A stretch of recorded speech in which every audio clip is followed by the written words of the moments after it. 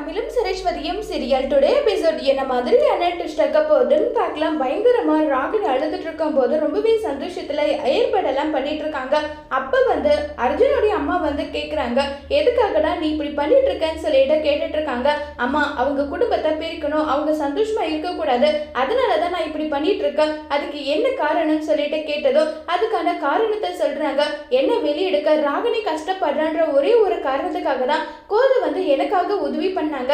அந்த விஷயம் மட்டும் ஒருவேளை அவங்க பசங்களுக்கு தெரிஞ்சா என்ன நடக்கும், அவ்வளவுதான் அவங்களுடைய வாழ்க்கை. அதனாலதான் அவங்க கிட்ட நான் உண்மையை சொல்லணும்னு சொல்லிட்டு ட்ரை பண்றேன்னு சொல்லிட்டு இருக்காங்க.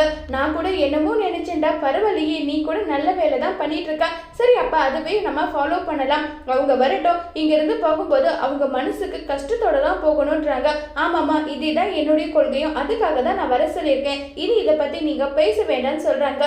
சரிடா, நான் கூட என்னமோ நினைச்சேன், ஏன்னா நீ ராகினி பக்கம் திரும்பி அந்த குடும்பத்தை மன்னிச்சுட்டியும் நினைச்சேன்னு சொல்லிட்டு இருக்காங்க. நானாவது அந்த குடும்பத்தை மன்னிக்கிறதாவது, நான் அப்படியெல்லாம் மன்னிக்க மாட்டேன், எனக்கும் தெரியும்டான்னு சொல்லிட்டு அங்கிருந்து கிளம்பி போறாங்க.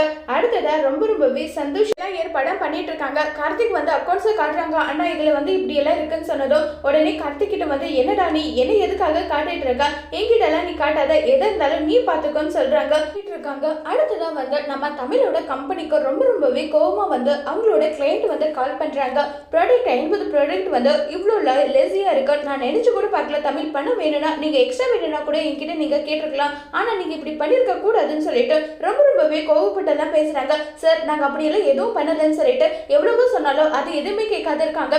உடனே தமிழ், சரி அந்த ப்ராடக்டை காட்டுங்கன்னு சொன்னதும் உடஞ்சு போன ப்ராடக்ட், அதுக்கப்புறம் அது நல்ல ப்ராடக்ட் காட்டுறாங்க. இங்க பாருங்க சார், இதுதான் என்னுடைய ப்ராடக்ட், இதுல என்னுடைய சிம்பிள் இருக்கு பாத்தீங்களா, இந்த மாதிரி நடக்க கூடாதுன்றதுக்காக எங்களுடைய சிம்பிளை நாங்க போட்டிருக்கோம், இது எங்களுடைய ப்ராடக்ட் கிடையாதுன்னு சொல்லிட்டு எல்லா விஷயமும் சொன்னதும் உடனே ரொம்பவே ஷாக் ஆயிட்டு, சாரி தமிழ், உங்களுடைய நேர்மையை நாங்க சந்தேகப்பட்டுட்டோம்னு சொல்லிட்டு ரொம்பவே ஃபீல் பண்ணிட்டு இருக்காங்க. இந்த விஷயம் அர்ஜுனுக்கு தெரிஞ்சதும் அர்ஜுன் ஒரு பக்கம் ரொம்பவே கோவமா இருக்காங்க. அப்ப நம்ம கோதை கால் பண்ணி உங்ககிட்ட முக்கியமான விஷயம் பேசணுன்றாங்க.